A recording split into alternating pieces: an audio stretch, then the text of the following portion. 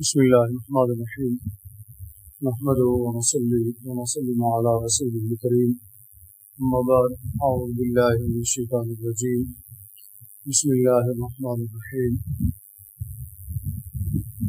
والذين يقولون ربنا هب لنا من أزواجنا وذرياتنا قرة أعين واجعلنا للمتقين إماما صدق الله العظيم صدق رسوله النبي الكريم الأمين قال الله تبارك وتعالى في شأن حبيبه إن الله وملائكته يصلون على النبي يا أيها الذين آمنوا صلوا عليه وسلموا تسليما بآواز پڑھی الصلاة والسلام عليك يا سيدي يا رسول الله وعلى آلك وأصحابك يا سيدي يا حبيب الله الصلاة والسلام عليك يا سيدي يا رسول الله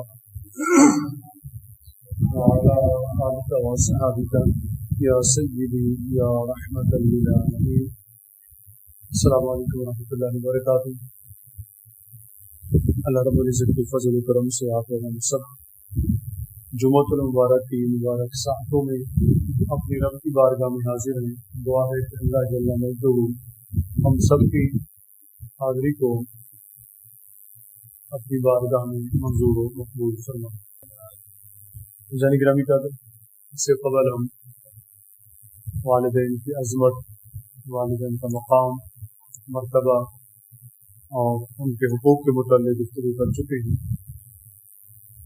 اس کے میں نے عرض کیا تھا کہ آج کی جمعۃ المبارک میں ہمارا موضوع گفتگو حقوق اولاد، اولاد کے حقوق کیا ہیں، اس پر گفتگو۔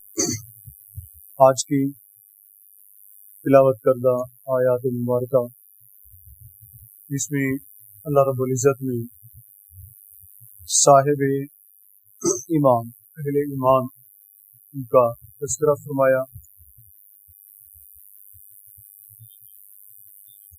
آپ ادھر ہونا، مجھے خود صحیح کرنا، کمال ہوگی جب اس بٹن کو چھیڑتے کیوں ہیں آپ، جب جس کا پتہ نہیں۔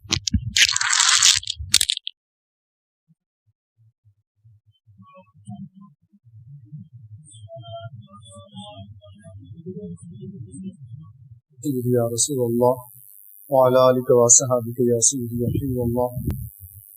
تو آج کی جو آیت مبارکہ تلاوت کرنے کا شرف حاصل کیا، اس سے قبل آپ نے سماعت کیا تھا کہ اللہ رب العزت کے انبیاء علیہم السلام، نبیوں نے اللہ رب العزت کی بارگاہ میں دعائیں کی کہ یا اللہ ہمیں نیک اولاد عطا فرما۔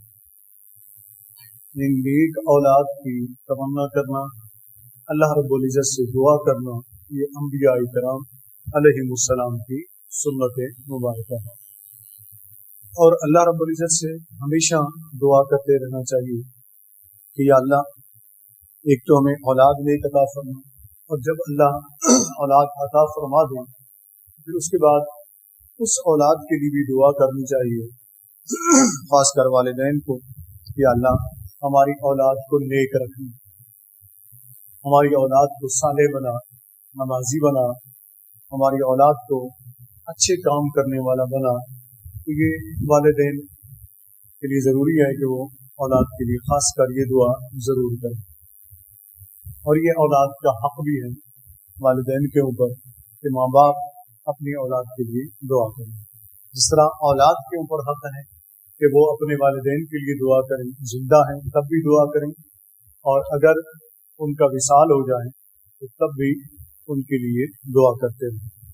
یہاں اللہ تعالیٰ نے ارشاد فرمایا والذین یقولون ربنا، اور وہ لوگ یعنی وہ اہل ایمان جو یہ کہتے ہیں، یعنی اللہ رب العزت کی بارگاہ میں التجا کرتے ہیں، دعا کرتے ہیں۔ وہ دعا کیا ہے؟ ربنا، اے ہمارے رب، حب لنا من ازواجنا وذریاتنا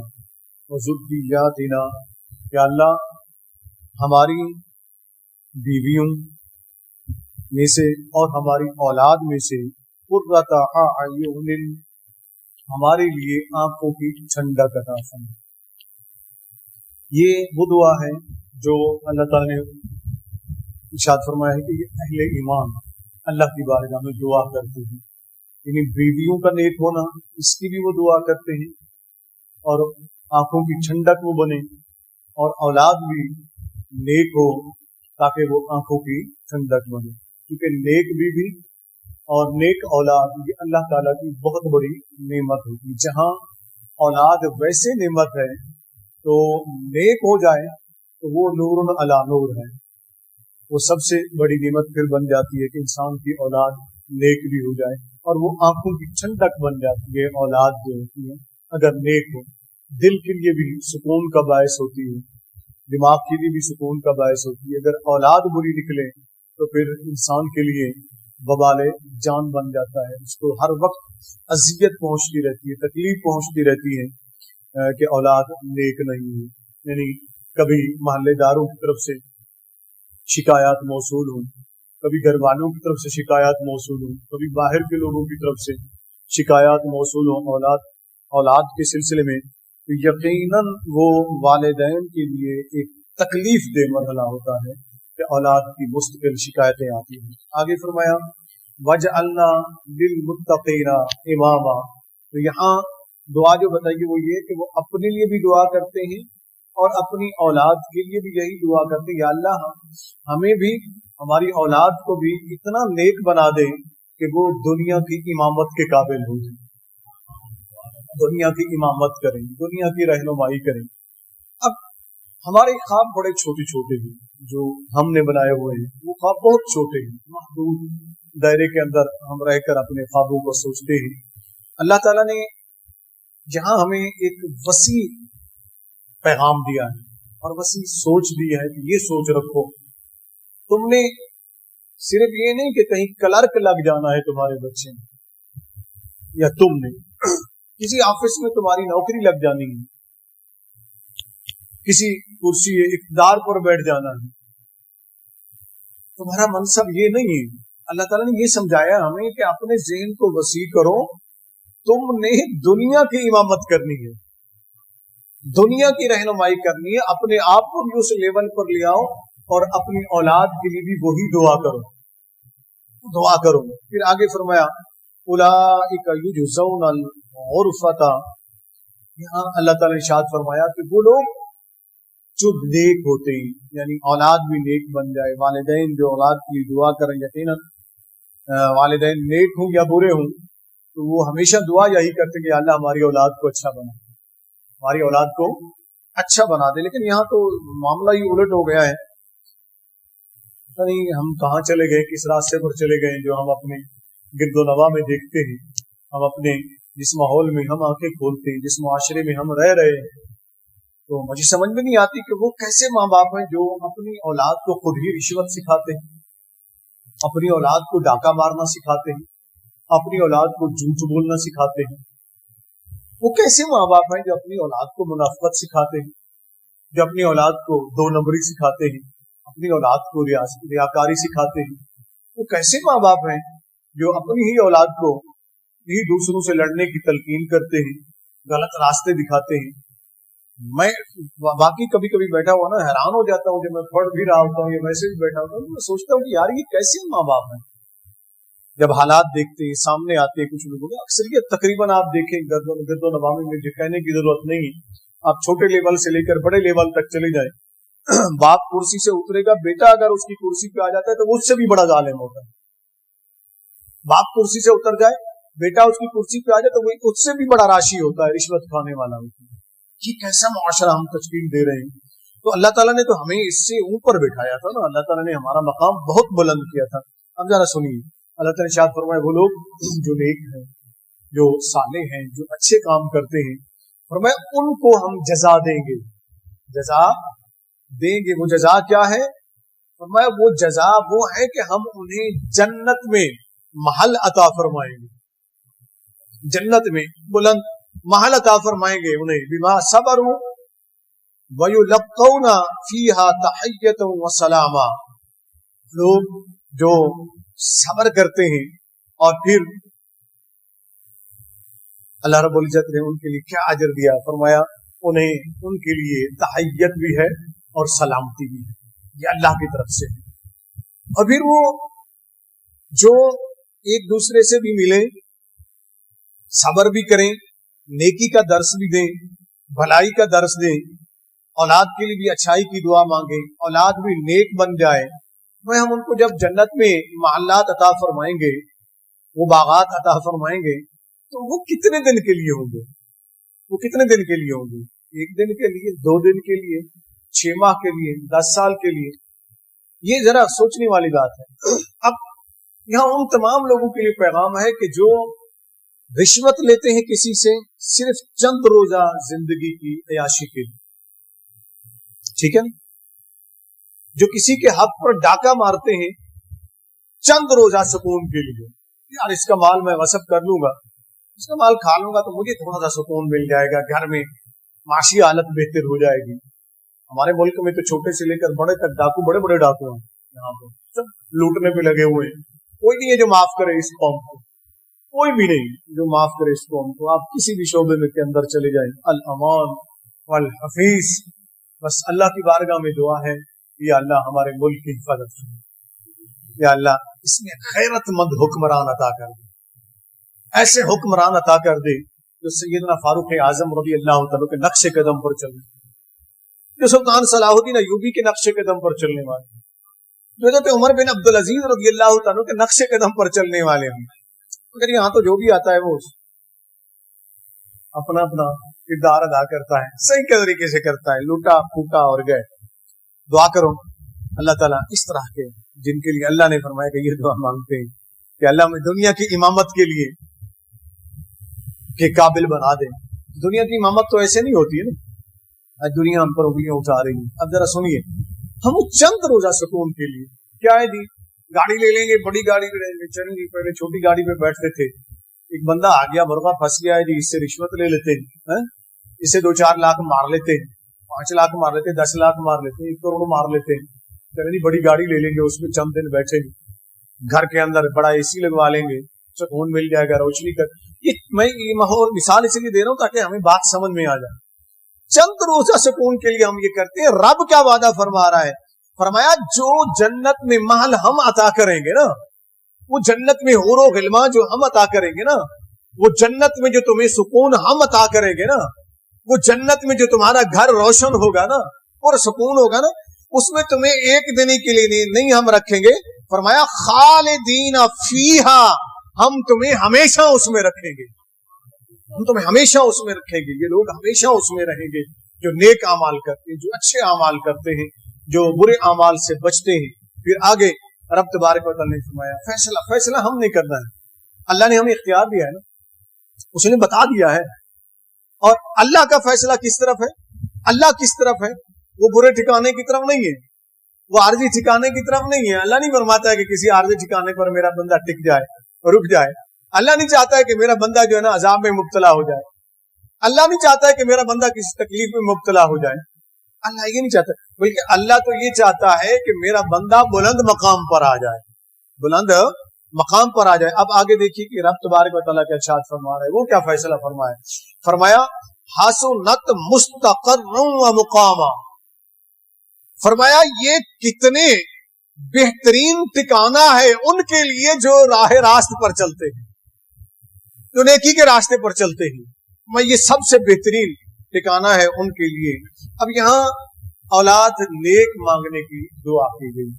अब अल्लाह रब्बुल इज्जत की बारगाह में यही दुआ है कि अल्लाह ताला हर मुसलमान को नेक औलाद अता फरमाए। ऊंची कह देना आमीन। और जिनको अल्लाह ने औलाद जैसी नेमत अता फरमाई है, अल्लाह ताला क्या किया, कम के ना कर यार, इधर ही लगा रहना, इधर लगा होगा, अच्छी खासी चीज चल रही होती है उसको फिर तो रुचि पड़ेगी। सलातु वस्सलामु अलैका या सय्यदी या रसूल अल्लाह व अला आलिका व अस्हाबिका या सय्यदी या हबीब अल्लाह। सलातु वस्सलामु अलैका या सय्यदी या रसूल अल्लाह व अला आलिका व अस्हाबिका या सय्यदी या रहमतुल लिल आलमीन। असल में जब गुफ्तगू होती है ना, सब मेरी जो तो रटी रटाई गुफ्तगू नहीं होती, वो एक रब्त होता है। जब कायम हो जाता है ना, बीच में जब कोई खलल हो ना तो वो रब्त टूट जाता है, मजा नहीं रहता। उसको लगा रहने देकर रहने दिया ये चीजें सेट करनी हो ना, पहले कर लिया था, पहले चेक कर लिया था। तो अब जरा आगे चलते हैं। साथ ये भी हम दुआ करते हैं कि अल्लाह जिनको तूने औलाद अता की है, मुझ समेत हम सब के लिए जिनको अल्लाह ने औलाद अता की, इन मुकद्दस लम्हात में हम अपने रब की बारगाह में दुआ करते हैं, अल्लाह सब की औलाद को नेक और फरमाबरदार बना। ऊंची कह दें आप, नेक औलाद जो होती है ना, नेक औलाद वो इस दुनिया के अंदर भी, कब्र के अंदर भी, हशर के अंदर भी इंसान के लिए बायस राहत है, बायस सुकून है, बायस निजात है जब नेक औलाद मिल जाती है। अब जरा यहां देखिए कि औलाद के मुतालिक अल्लाह रब्बुल इज्जत ने क्या इरशाद फरमाया। पहला हक जो औलाद का है वालिदैन के अंदर, तो मैं अर्ज कर चुका हूं दुआ करें औलाद के लिए। अब औलाद के पहला हक ये है कि औलाद की परवरिश वालिदैन की जिम्मेदारी है, वालिदैन की जिम्मेदारी है कि वो उनकी परवरिश करें, उनकी रोजी का इंतजाम करें। रिस्क देने वाला तो अल्लाह है ना, लेकिन ये जिम्मेदारी अल्लाह ने वालिदैन के ऊपर रखी। अब कुछ लोग वो होते हैं जो इस चीज से परेशान हो जाते हैं, यार बच्चों की रोजी कहाँ से होगी, इनका खर्चा कहाँ से पूरा होगा, क्या करेंगे। बहुत से लोग जब ईमान कमजोर हो जाता है तो आप आए दिन वाकयात देखते रहते हैं, वो औलादों को कत्ल कर देते हैं, औलादों को मार देते हैं, खुदकशी खुद भी कर लेते हैं, बच्चों को भी करा लेते। अच्छा, बड़ी मजे की बात यह है कि जिस माशरे में ये हो रहा होता है ना, हमारे खसूसन पाकिस्तान में तो बहुत ज्यादा हो रहा है ना, कोई नहर में बच्चों को फेंक देता है, कोई बच्चों को जहर दे देता है, कोई बच्चों को गोली मार देता है। कभी आपने देखा है कि बड़े बड़े जो सियासतदान हैं हमारे, जो कायदीन रहनुमा बनते हैं, इन्होंने अपने बच्चों को मारा है? बोले ना, इनके बच्चों, वो अलग बात है जब कभी मारते हैं एक दूसरे को तो किसी और वजह से मारते हैं, लेकिन भूख और अफलास की वजह से कभी इनके बच्चों ने खुदकशियां की, कभी इनके बच्चे भूखे सोए। तो फिर ये भूखी कौम उठती क्यों नहीं है, ये भूखी कौम जागती क्यों नहीं है, इनके गरेबानों को पकड़ती क्यों नहीं है कि क्या मरने के लिए सिर्फ हम गरीब रह गए, लूटने के लिए तुम रह गए हो। ये वो चीज है जो हमारे अंदर बेदारी पैदा नहीं हो रही है, हम जाग नहीं रहे, हम सोए हुए हैं। बस ये है कि हमने मरते रहना है, हमारी नस्लों ने मरते रहना है, और इन लोगों ने लूटते रहना है, इन लोगों ने अयाशी करते रहना है। मरने के लिए सिर्फ गरीब रह गया। उस गरीब के लिए एक ही सहारा है, वो सहारा है अल्लाह की जात। किसकी जात? ऊंची बोलना, अल्लाह की जात। अब अल्लाह क्या फरमाता है, अल्लाह क्या आपको सहारा दे रहा है, अल्लाह क्या फरमा रहा है। मैं इसलिए नहीं कह रहा हूं कि बच्चों को मारना चाहिए, ये करना चाहिए, नहीं। बच्चे अल्लाह की बहुत बड़ी नेमत है, औलाद अल्लाह की बहुत बड़ी नेमत है। भूख अफलास यकीनन इंसान से बर्दाश्त नहीं होती है। अब हमारे मुआशरे के अंदर देखें, मेरी काफी दोस्तों से बात हुई, कल का दिन भी बड़ा तकलीफ दे मेरे लिए था, ये सुन कर 2-4 जगहों पर भी मैं गया। हमारे इस वक्त तकरीबन 50 से 60% लोग जो कुर्बानी किया करते थे गुज़श्ता साल तक, इस साल वो कुर्बानियां नहीं कर सके। इस साल वो, ऊंची बोले ना, कुर्बानियां नहीं कर सके हैं। जिम्मेदार कौन है? यानी तकरीबन 50 से 60% लोग, इसका मतलब है कि ये पहले निसाब के मकाम पर थे, साहिब निसाब थे, साहिब हैसियत थे। तो 50 से 60% लोग अगर कुर्बानी नहीं कर सके हैं, तो फिर आप अंदाजा लगा लें कि तुम्हारा पाकिस्तान 50 से 60% वो लोग, गरीब नहीं, गरीब तो कहां बेचारा मर रहा होगा, वो लोग जो साहिब हैसियत थे वो भी उस सतह पर चले गए कि गुर्बत की सतह से नीचे चले गए, गुर्बत की सतह से नीचे चले गए। इस कौम से किस चीज का इंतकाम लिया जा रहा है? इस कौम का जुर्म क्या है? इस कौम का कसूर क्या है? कोई तो बता देना। या तो यार एक बार एटम बम गिराकर मार दो इस सारी कौम को, या खुदा का वास्ता इस कौम की जान छोड़ दो, ताकि ये कौम खा तो सके, ये कौम पी तो सके, इनके बच्चे सुकून से रह तो सके। ड्रामे करते हो एक दूसरे के साथ लड़ने भिड़ने के, लेकिन इस कौम को लूटने में सारे शामिल हैं, सारे शामिल है। कोई भी आपका इदारा है, मैं ये कुरान पाक हल्फन उठाकर आपके सामने कह रहा हूं, पाकिस्तान का कोई भी इदारा इस वक्त ऐसा नहीं है जो रिश्वत न खा रहा हो, जो पाकिस्तान को लूट न रहा हो। मैं किसी एक इदारे की बात ही नहीं कर रहा हूं, फलाना इदारा बड़ा पाकीज़ा बन जाता है जी, फलाना पाकीज़ा बन जाता है, ये सारे इस लूट मार के अंदर शामिल है, सारे इस ड्रामेबाजी के अंदर शामिल है। قوم کو बेवकूफ बनाया हुआ है। बच्चे बेचारे लोग मार रहे हैं, गुर्बत की लकीर से नीचे चले गए। जानते हो कितने लोग हैं जो इस ईद पर कपड़े नहीं पहन सके, बच्चों के लिए कपड़े नहीं खरीद सके, बच्चों के लिए कोई चीज खरीद नहीं सके हैं। क्या क्या कैफियत बन चुकी है इस वक्त। ये जो आगे आ रहा है ना, पहला हक जो बच्चों का है ना, उसी पर मैं बात कर रहा हूं। उस हक को पूरा करने के लिए इंसान के पास अभी कुछ भी बाकी नहीं रहा। वो हक क्या है कि अल्लाह ताला ने इरशाद फरमाया, उसके हबीब सल्लल्लाहु अलैहि वसल्लम ने इरशाद फरमाया, वो पहला हक जो औलाद का है, पैदा होने से लेकर बड़ा होने तक, उसके अंदर ये सारा शामिल आ जाता है। नंबर 1, जब माँ के बतन में वो बच्चा आ जाए, नुत्फा आ जाए, उसकी हिफाजत करना वालिदैन की जिम्मेदारी। उसकी हिफाजत करना वालिदैन की जिम्मेदारी। पैदा होना, उस पर तहफ्फुज करना किसकी जिम्मेदारी? वालिदैन की जिम्मेदारी। बीमार हो जाए, उसका इलाज मुआलजा करना वालिदैन की जिम्मेदारी। उसके कपड़े लेना, उसे कपड़े पहनाना, उसे दूध पिलाना, उसे बाजार की कोई चीज जरूरत है, माँ का दूध नहीं, बाजार से दूध लाना है, बच्चे को पिलाना है, ये माँ बाप की जिम्मेदारी, माँ बाप की जिम्मेदारी। अब यहाँ जरा गौर कीजिएगा, बहुत से, क्योंकि मेरे बहुत से डॉक्टर दोस्त हैं अस्पतालों के अंदर, सीनियर डॉक्टर हैं, मुझे बताते हैं, वो कहते हैं डॉक्टर साहब बहुत हालात खराब हैं। क्या बात है, तुम्हें बताएं कुछ। अब जरा गौर से मैं पर्दे में रखकर बात करूंगा। वो कह रहे हैं कि इतने लोग अपने आकर बच्चों को जाया करवा देते हैं, अस्पतालों के अंदर आकर बच्चों को जाया करवा देते हैं, जबकि बच्चों में जान पैदा हो चुकी होती है। हम उन्हें बताते हैं कि ये जुर्म है, ऐसा न करो, मगर वो लोग तरले करते, मिन्नतें करते हैं, जी हमारे पास बच्चों को खिलाने के लिए कुछ नहीं है, हमारे बच्चों को खिलाने के लिए कुछ नहीं है। हम उन्हें बताते हैं यार तुम्हारे यहाँ बेटा होने वाला है या तुम्हारे यहाँ बेटी होने वाली है, मगर वो रो पड़ते हैं, कहते हैं जी इनको जाया कर दें, इसलिए कि हम पहलू को नहीं खिला सकते तो इनको कैसे खिलाएंगे। इस मकाम पर इस कौम को पहुंचाया किसने पहुंचाया? आपने तो दौलत जो है वो मादूद उसके अंदर समेट ली ना, कि चंद ही खानदान है पाकिस्तान के अंदर जिनको खाने पीने का हक है, जिनको अयाशी करने का हक है, जिनको मुफ्त में बिजलियां लेने का हक है, जिनको मुफ्त में पेट्रोल लेने का हक है, जिनको मुफ्त में सारा कुछ इस्तेमाल करने का हक है, जबकि वो साहिब हैसियत होते। क्या होते?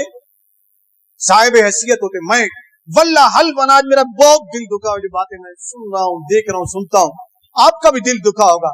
मैं हल्फन कह रहा हूं, अगर ये पाकिस्तान की अफवाज के जनरल, पाकिस्तानी अदलिया के जजेस, पार्लियामेंट में बैठने वाले लोग, वो जरा मुशरा, इनको मुफ्त दी जाने वाली बिजली बंद कर दी जाए, इनको मुफ्त दिए जाने वाला पेट्रोल बंद कर दिया जाए, तो इस कौम का कर्जा भी उतर जाएगा, गरीब को भी सब चीज मुफ्त मिलेगी, गरीब को भी सब चीज मुफ्त मिलेगी। इनसे पूछो कि तुम्हें किसने ये हक दिया है कि तुम पेट्रोल भी मुफ्त लेते हो, तुम बिजलियां भी मुफ्त लेते हो, तुम हर चीज मुफ्त लेते हो, इस कौम के टैक्स के पैसों से लाखों लाखों रुपए तनख्वाह भी लेते हो, मगर जिस घर के गरीब के घर में दूसरे वक्त की रोटी नहीं है, बिल उसका 15,000 आ जाता है, बिल उसका 20,000 आ जाता है। इस गरीब का जुर्म क्या है? इस गरीब का कसूर क्या है? सिर्फ यही जुर्म है कि ये गरीब है। तुम्हारा जुर्म ये है कि तुम बड़े ओहदे पर बैठे हो, तुम्हारी यानी कि तुम्हारा जुर्म नहीं है ये कि तुम्हारे लिए तो ये बहुत बड़ी सहूलत है कि तुम बड़े ओहदे पर बैठ गए, तनख्वाह भी लोगे, बिजली भी मुफ्त लोगे, पेट्रोल भी मुफ्त लोगे, हर चीज पाकिस्तानी कौम के खून से नचोड़ कर तुम मुफ्त लोगे, और फिर कहते हो जी हम बड़े इदारे हैं। हम नहीं, बड़ा कोई ऐसे नहीं बनता है। बड़ा कब कोई बनता है? बड़ा तब बनता है कि जब दूसरा भूखा हो तो खुद भी भूखा बैठ जाए। जानते हो हमारे नबी सल्लल्लाहु अलैहि वसल्लम रहमतुल्लिल आलमीन, इमाम अल अंबिया, जहां अल्लाह ने उन्हें वो मुकाम दिया, आप जानते हैं उन्होंने क्या जिंदगी दी है। अब यहाँ इस बच्चों के ऊपर, इसी के ऊपर मैं बात कर रहा हूँ। दिल दुख रहा है कि आज हमारे पास छोटे बच्चों का, उनकी परवरिश करने का, उनके तहफ्फुज करने का हमारे पास वो जराए नहीं है, इतना पैसा नहीं है। अस्पतालों में जाए गरीब चेक करवाने के लिए, मैंने मसलन किसी की बीवी हमला हो गई, उसको कोई तकलीफ हो गई, वो चेक करवाने जाता है, एक एक टेस्ट के ऊपर आगे डॉक्टर भी कसाई बैठे हुए। मादरत के साथ मैं उन लोगों की बात नहीं कर रहा हूं जो कसाई का काम करते हैं, تو ان کا ایک پیشہ ہے, اپنی محنت ہے, مزدوریت کرتے ہیں. لیکن کسائی سے مراد یہ ہوتا ہے کہ جیسے کسائی جانور کو ذبح کرتا ہے, اس طرح ہسپتالوں میں بھی ذبح کرنے والے چھرا کسائی کا تو ایک طرف سے تیز ہوتا ہے نا, یہ دونوں طرف سے تیز کر کے بیٹھے ہوئے, دونوں طرف سے ذبح کرتے ہیں. تکلیف کچھ ہوگی, یہ ٹیسٹ بھی کرا لو, یہ ٹیسٹ بھی کرا لو, یہ ٹیسٹ بھی کرا لو. علاج تھوڑا سا ہونا ہے, 100 روپے کا ہونا ہے, اس کو 10,000 کے ٹیسٹ لکھ دیں گے. وہ غریب کہاں جائے؟ جس کی مزدوری دہاڑی اس کو 500-700 ملتی ہے, وہ اتنے مہنگے ٹیسٹ کہاں سے کروائے؟ کیا پاکستان کے اداروں نے کبھی سوچا کہ اس غریب جہاں تمہارے بچے بیمار ہوں تو مفت علاج ہو جائیں, جس ہسپتال میں چلے جائیں ہٹو بچوں ہو جاتی ہے, وہاں پہرے بٹھا دی جاتے ہیں, تمہارے ڈاکٹر آگے پیچھے بھاگ دوڑ کر رہے ہوتے, وہی ڈاکٹر جب کوئی غریب آتا ہے تو اس کے لیے کسائی بن جاتے ہیں, اور جب تم جاتے ہو تو تمہارے جوتے چاٹ رہے ہوتے ہیں. ان ڈاکٹروں کی اوقات اتنی ہے کہ بڑا آدمی آ جائے تو جوتے چاٹتے ہیں, غریب آ جائے تو اس کے لیے کسائی بن جاتے ہیں. شرم نہیں آتی ایسے معاشرے کو؟ ایسے معاشرے کو زندہ رہنے کا کوئی حق نہیں ہوتا ہے. ہمیں فکر کرنی ہوگی من حیث القوم ہم کہاں جا کر کھڑے ہو گئے. اب یہ پہلا حق تھا اس ننھی سی جان کا جس نے اس دنیا میں آنا ہے کہ اس کا تحفظ کیا جائے. وہ جینین جو ماں کے رحم میں آیا اس کی حفاظت کرنا والدین کی ذمہ داری ہے. مگر کتنے ایسے بچے ہیں کہ جن کی حفاظت نہیں ہو پاتی, جن کا پراپر علاج ماں باپ نہیں کر پاتے, ان کے پاس اتنا پیسہ نہیں ہوتا ہے, وہ ہسپتالوں کے دھکے کاکا کر تھک جاتے ہیں اور پھر بیٹھ جاتے ہیں. کیا ہوا جی؟ پیسے ہی نہیں ہے تو ہسپتال کیسے جائیں؟ ہسپتال کیسے جائیں؟ تو وہاں بچہ مر جاتا ہے, پیٹ کے اندر مر جاتا ہے یا ضائع ہو جاتا ہے. اس کا ذمہ دار کون ہے؟ اس کا ذمہ دار اللہ تو نہیں ہے. اللہ نے تمہیں سارا کچھ عطا فرما دیا. اب ذرا غور کریں کہ ہمارے ہر سال تعلیم کے نام پر بڑا پیسہ خرچ ہوتا ہے, صحت کے نام پر بڑا پیسہ کاٹا جاتا ہے بجٹ کے اندر. آپ پاکستان کی 75 سالہ تاریخ اٹھا کر دیکھیں نا, پڑھیں نا اس کو, تاریخ کو پڑھیں. جو بھی حکومتیں آئی ہیں انہوں نے کتنے صحت کے نام پر پیسہ کاٹا, اربوں روپے رکھتے ہیں.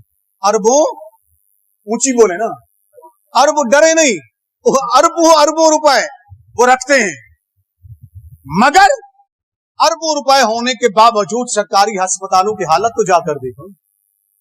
سرکاری ہسپتال میں بیٹھنے والا کسائی ڈاکٹر, میں تو سمجھتا ہوں اس سے کسائی بھی بہتر ہے.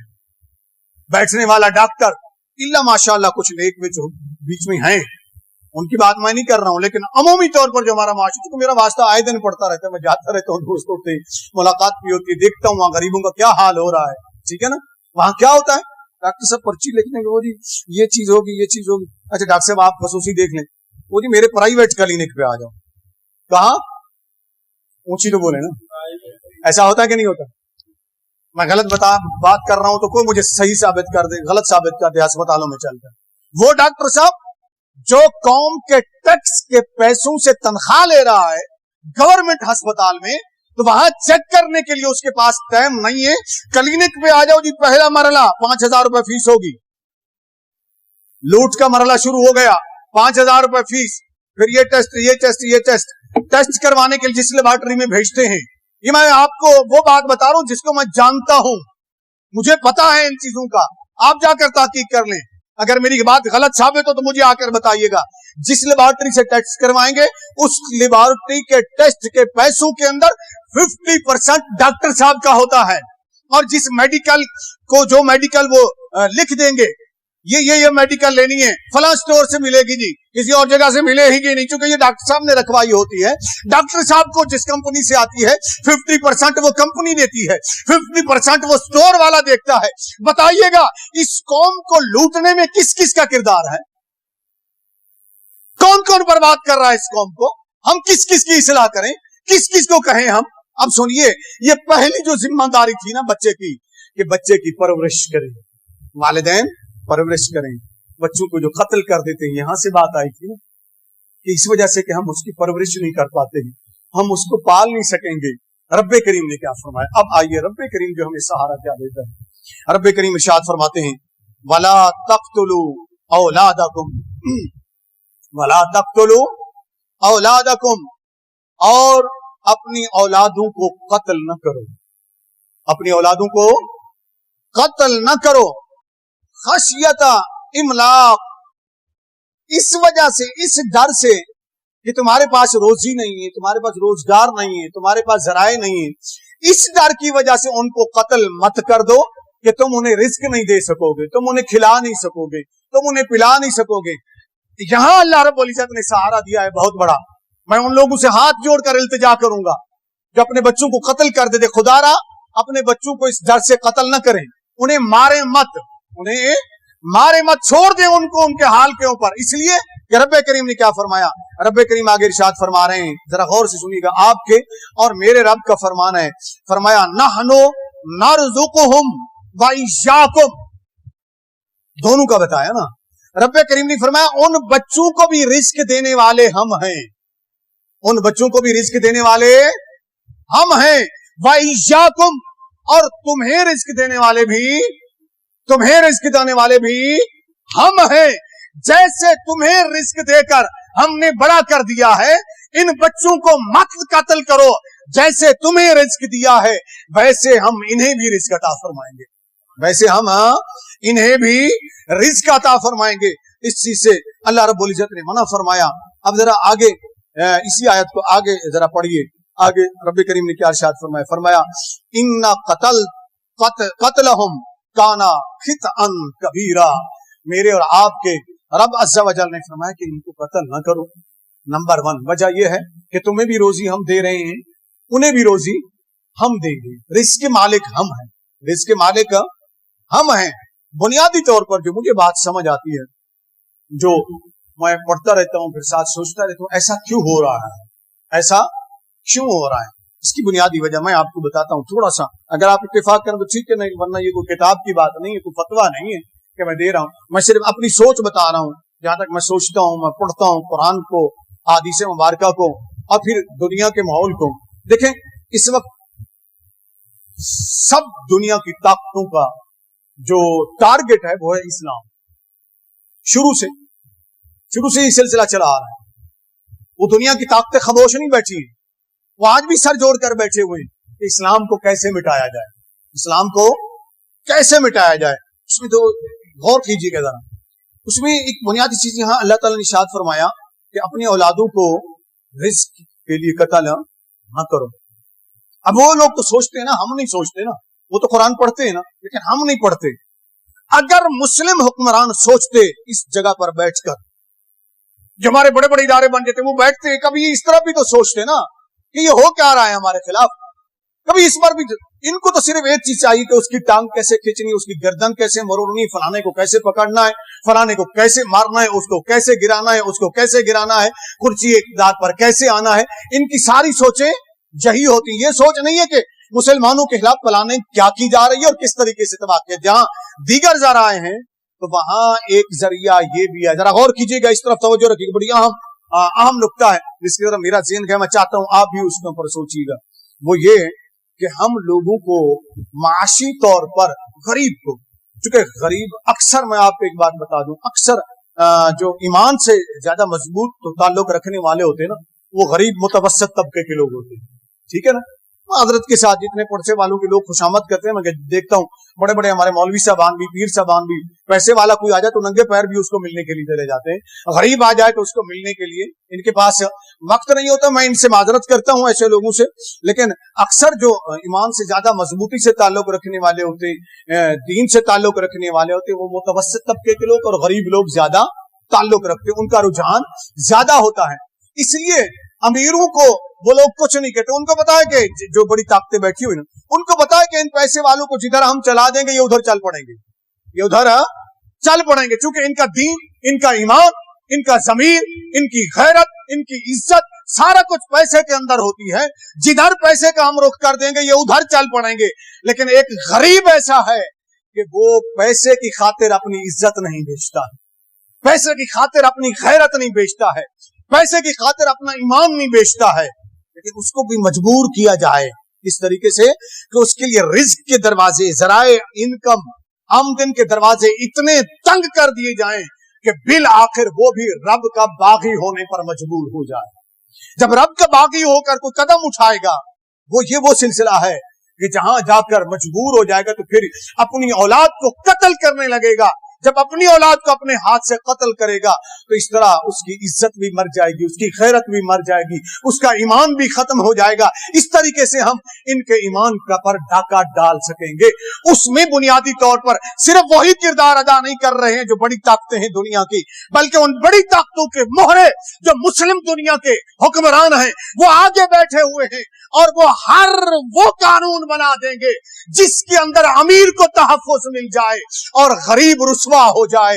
کبھی بھی آپ نے نہیں دیکھا ہوگا کہ غریب بھوکا نہ سوئے، ہم کوئی ایسا قانون بنا رہے ہیں۔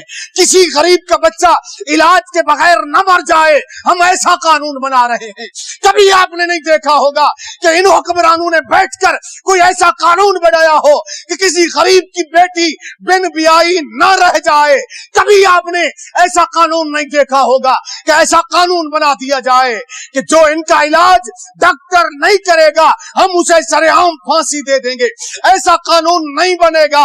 کس لیے نہیں بنے گا؟ اس لیے کہ دنیا ان کو آرڈر یہ دیتی ہے کہ تم نے ایمان سے تعلق رکھنے والے غریب کا تحفظ نہیں کرنا، تم نے اپنا تحفظ کرنا ہے۔ اس غریب کو جس طریقے سے بھی مار سکتے ہو مارو، بالآخر یہ تنگ آ کر ایمان کو بھی چھوڑ جائے۔ یہ وہ سازش ہے، یہ وہ پلاننگ ہے جو ہمیں اس بات کی طرف لے کر جا رہی ہے کہ انسان مجبور ہو جائے، انسان مجبور ہو جائے اپنی اولاد کو قتل کرنے کے لیے۔ پھر اللہ رب العزت نے دوسرے مقام پر بھی ارشاد فرمایا ہے، یہاں ذرا غور کیجئے گا، یہاں بھی اللہ تعالیٰ نے یہی ارشاد فرمایا۔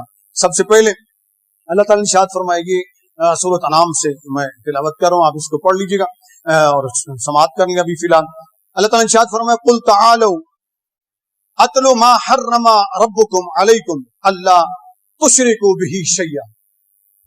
یہاں پہلے حصے کے اندر اللہ کے ساتھ شریک کسی کو نہیں ٹھہرانا، یہ ذہن میں رکھ لیں کہ اگر کسی سے آپ امید لگا لیتے ہیں کہ میرا رزق روزی مجھے وہ دے گا تو یہ شرک ہے۔ رزق دینا اللہ کا کام ہے، ٹھیک ہے نا؟ رزق دینے والا اللہ ہے، رازق وہ ہے۔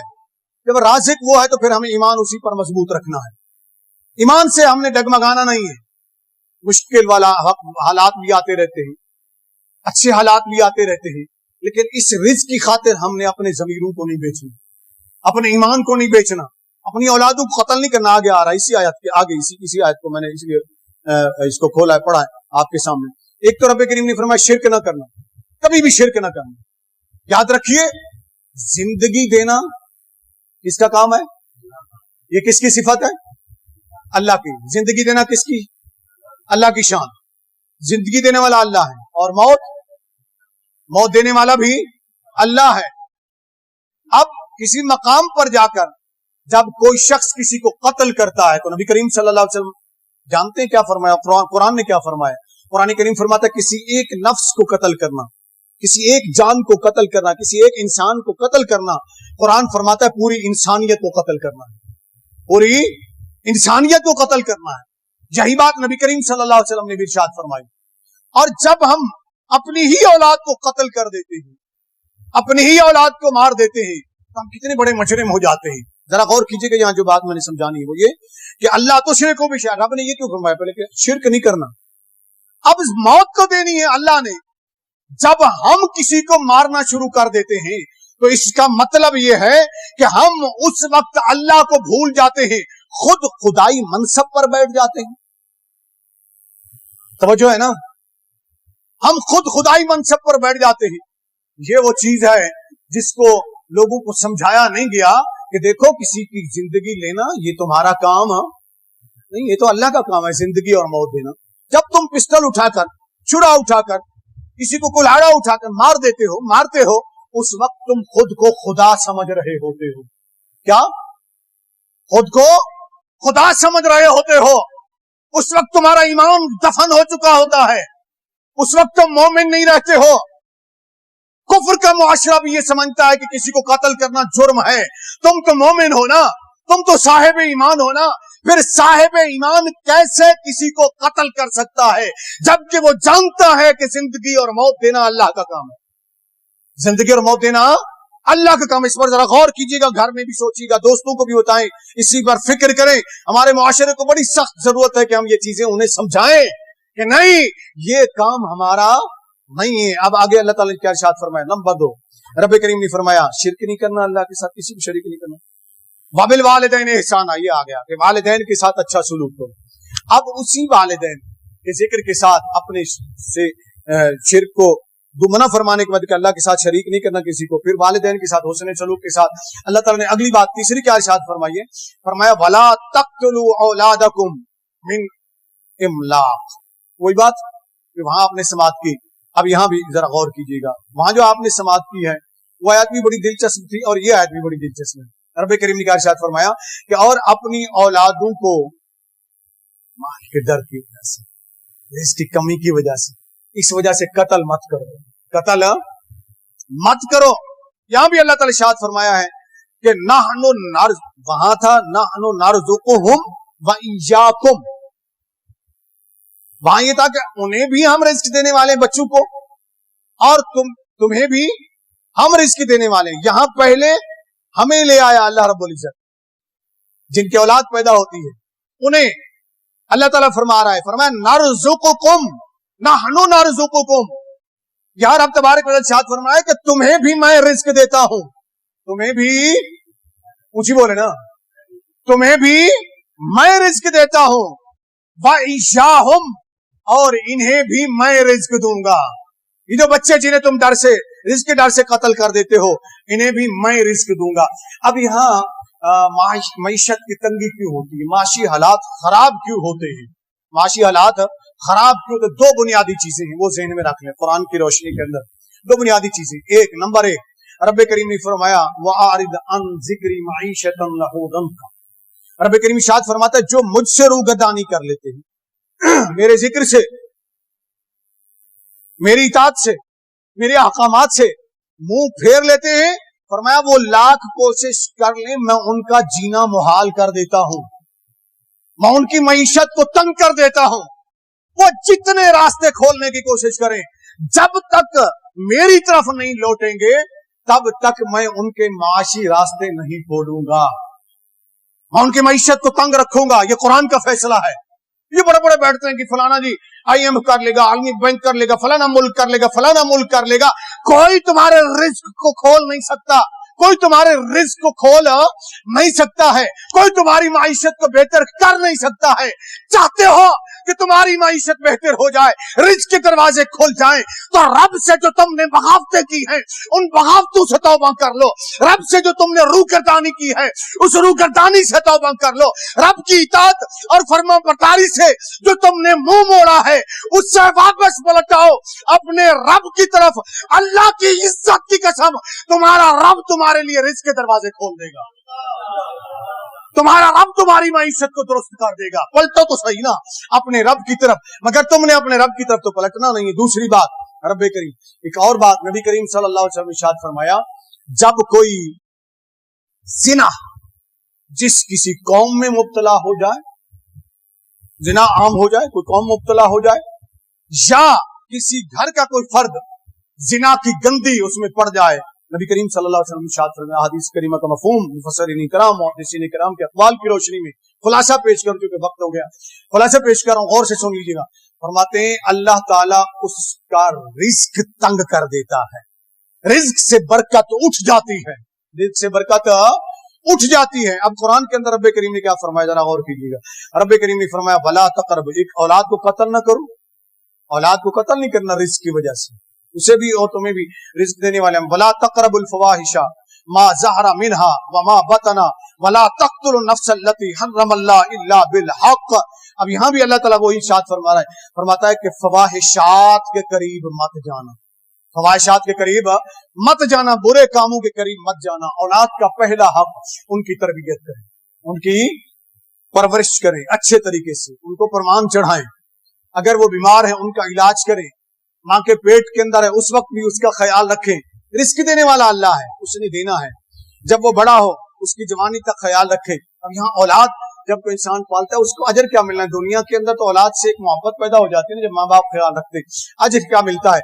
نبی کریم صلی اللہ علیہ وآلہ وسلم ارشاد فرماتے ہیں، ذرا غور کیجیے گا کہ کچھ معاشرے ایسے ہوتے ہیں، کچھ لوگ ایسے ہوتے ہیں، ہمارے اسی معاشرے کے اندر کچھ لوگ ایسے ہیں کہ بیٹوں کے ساتھ خصوصی توجہ رکھتے ہیں اور بیٹیوں کے ساتھ وہ خاص توجہ نہیں دیتے ہیں. اللہ کے حبیب صلی اللہ علیہ وآلہ وسلم ارشاد فرماتے ہیں تمہارا بیٹا ہو یا بیٹی ہو دونوں کو تحفے دیا کرو. دونوں کو, ماں باپ کو فرمایا جا رہا ہے دونوں کو تحفے دیا کرو. اور آقا علیہ السلام فرماتے ہیں دونوں کے تحفے میں فرق اسی بولے نا فرق نہیں کرنا, دونوں کو برابر تحفہ دینا. آقا علیہ السلام فرماتے ہیں اگر ان میں سے کسی کو فضیلت دینی ہوتی یعنی تحفہ کسی کو زیادہ اچھا دینا ہے تو کریم آقا علیہ السلام فرماتے ہیں کہ میں بیٹی کو فضیلت دیتا, میں بیٹی کو فضیلت دیتا. کہ اللہ کے حبیب صلی اللہ علیہ وسلم ارشاد فرماتے ہیں پھر اولاد کو جو پروان چڑھاتا ہے کریم آقا علیہ الصلوۃ والسلام ارشاد فرماتے ہیں کہ جس کی 2 بیٹیاں ہوں یا 3 بیٹیاں ہوں اس نے پروان چڑھایا, تربیت کی اور وہ بالغ ہو گئی, ان کی حفاظت کی. اب یہ تربیت چڑھانا, پروان چڑھانا یہ کیا چیز ہے؟ ان کو وہ جوان ہوگی, ان کا مکمل تحفظ کرنا ہے, ان کا اٹھنا بیٹھنا دیکھو. کسی بری صحبتوں میں جب چلنے لگا ہے بچہ اس وقت اس کا خیال رکھنا یہ والدین کا حق ہے. گلی کے باہر نکل کر جاتا ہے کسی برے بندے کے ساتھ تو نہیں بیٹھتا, کسی برے لڑکے کے ساتھ تو نہیں بیٹھتا ہے, کسی برے ماحول میں تو نہیں بیٹھتا. یہ دوسرا حق ہے, والدین کی ذمہ داری ہے اپنی اولاد کو دیکھیں کہ کہیں بری صحبت میں بیٹھ گیا, شراب پینے لگ گیا, نشہ کرنے لگ گیا, چرس پینے لگ گیا, بھنگ پینے لگ گیا, سگریٹ پینے لگ گیا, کسی برے راستے پر چل کر زنا کرنے لگ گیا. مجرم وہ نہیں ہے, مجرم وہ باپ ہے جس نے بیٹے کا خیال نہیں رکھا, مجرم وہ ماں ہے جس نے بیٹی کا خیال نہیں رکھا کہ بیٹی بھی غلط راستے پر چل پڑی, بیٹا بھی غلط راستے پر چل گیا. تو تو کہاں تھا جب بچے گھر سے باہر نکلے تو تو نے ان کی حفاظت کیوں نہیں کی؟ یہ دوسری ذمہ داری ہے والدین کی. اولاد کا حق ہے والدین کے اوپر کہ اولاد کا تحفظ کریں. معاشرے کے اندر والدین دیگر حقوق کیا ہے انشاءاللہ اس پر گفتگو کریں گے آئندہ جمعۃ المبارک, اس دعا کے ساتھ کہ اللہ تعالی ہمیں اچھی اولاد عطا فرمائے اور جن کو اولاد دی اس اولاد کو نیک اور فرما بردار بنائے.